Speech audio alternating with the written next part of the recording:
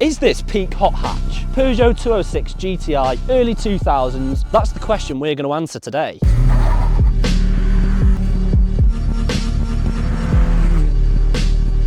So for £1,500, what do you get? Get lovely blue paint, lovely alloy wheels, some fake Allen key bolts for the fuel filler, sporty rear spoiler, and in this case, a tow bar, so you can tow your caravan. What more could you ask for? As we go on to the interior, we have suede on the doors. This is an early 2000s Peugeot and it had suede. This is fancy stuff for the French. Top spec. Lovely bucket seats, lovely bolsters there to keep you in position as you're cornering. We have suede again, some faux leather I'm going to call it. I'm not sure if it's real leather. Lots of storage. And for me, that centre console is one of the most iconic centre consoles ever because I'm quite a big fan of the Peugeot 206 WRC car. We'll insert some clips of it here.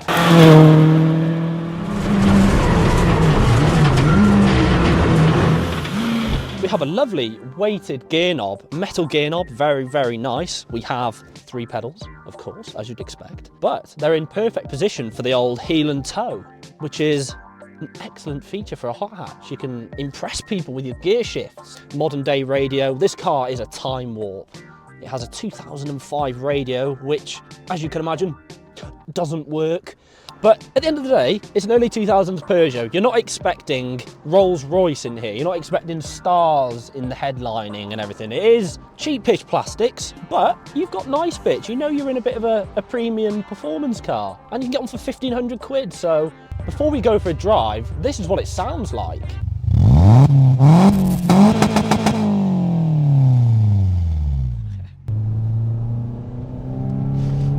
You find me on a Welsh B road, murky conditions, a little bit greasy. There's sheep, excrement on the road. All of these factors play into part of why you don't need a gazillion horsepower. Front wheel drive, 140 horsepower, a close ratio 5-speed gearbox, an engine that loves to rev, and a beam rear axle, which makes it oversteering, cornering.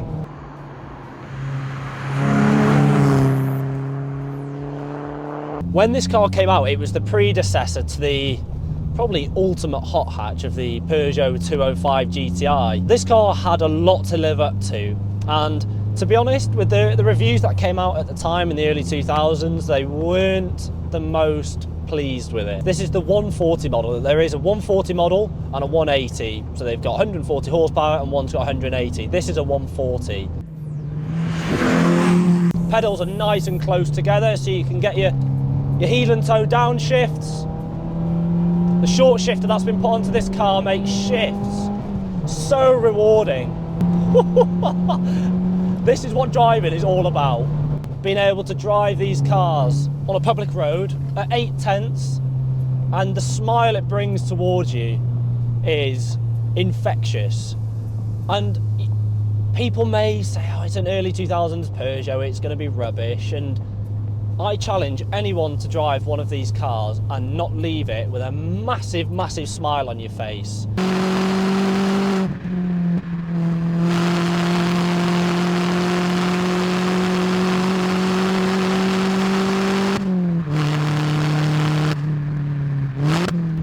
The second-hand market of these is absolutely rock bottom. You can get an absolute steal at the moment for these cars. These cars, they may not have that cult following like the 205 did, but in the future, there's no reason why not. The car is rock bottom on the second-hand market at the minute. There's only one way they can go, because otherwise they'll be going for scrap value. And if you want a sort of good entry-level French hot hatch, this is hard to argue with, because Clio 172s and Clio 182s, they're starting to get expensive. If you want a cheap one, you're going high mileage. Like this car that I'm driving today has 77,000 miles and it's probably got a market value of about 2 grand.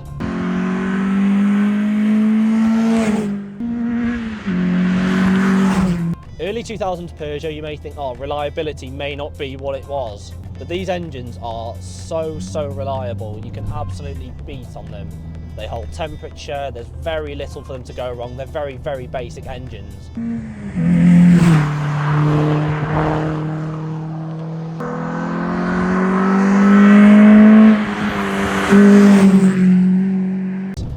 Driving position probably could be improved slightly. You are a bit too high. I feel like I'm sat on top of the car and not in it.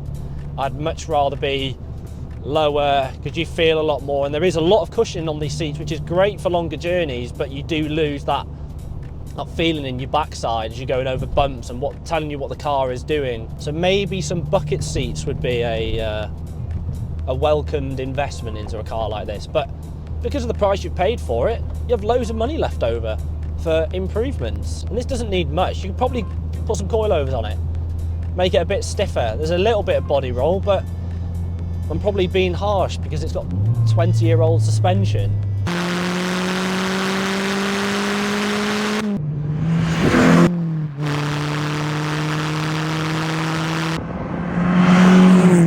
It handles fantastically. It has that movement in it which allows you to be playful on the throttle. You can turn ESP off, you're allowed to go on the power and you're not getting restricted. You can play with the throttle on exits or corners depending on if it's oversteering or understeering.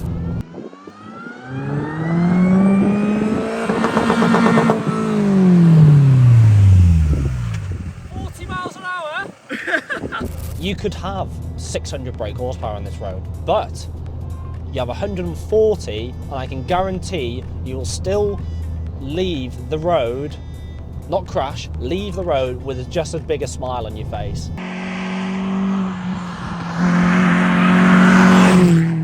But these roads are where this car are designed to be. Twisty, technical, undulating, where power doesn't reward you as much as some of the straight line warrior cars, i.e. the M140. Right, there you go, in that mid-range power.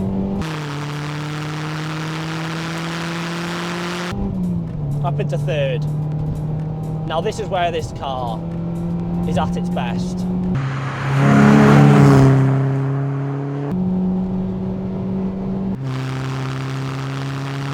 The road holding is absolutely fantastic. French know how to make a hot hatch, I tell you. They know what they're doing. They know what they're doing. Low weight, I think that's the weight is the biggest issue on modern day cars. But having low weight makes such a difference to the way a car drives. But weight is only important if you can feel it. If a car is heavy but it feels agile and sprightly, it doesn't matter. It is just a number at the end of the day. But safety is a big thing on manufacturers' minds now. So they do have to be mindful of these things. I think it takes away from the driving experience now. I'm not trying to say that cars shouldn't be safe, because they need to be, but having that lower weight, look at what Lotus have done. Taking away weight, adding lightness, and they're some of the most engaging driver's cars you could ever drive.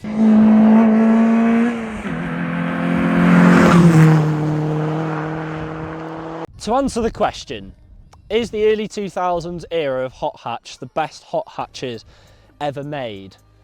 To put it quite frankly, no, but it's close. We had the 206 GTIs, we had the Saxos, we had the Proton saturated GTIs, we had the 306 Peugeots. These were good cars, and these were cars that were affordable, they had an identity, and people would have them as affordable poster cars. Cars are extremely expensive brand new nowadays, and I don't think you get amazing value for money, but something like this, £2,000, if we did an equation of fun times cost paid, this would be a winner. We need to do a cost versus fun calculation for other cars, I think. Yeah, we need to figure that out. I think that's a very good way of sampling how much I enjoy a car. If a car's worth £200,000 and it's moderately okay, it's very, very bad. It's a very low conversion rate, but this is a very high conversion rate because it's cheap and great fun. If you enjoyed this video and you want to see more videos like this, they're everywhere all over the channel, but make sure to subscribe because it really does help us out. Make sure you put that bell notification on. And if you have enjoyed this video,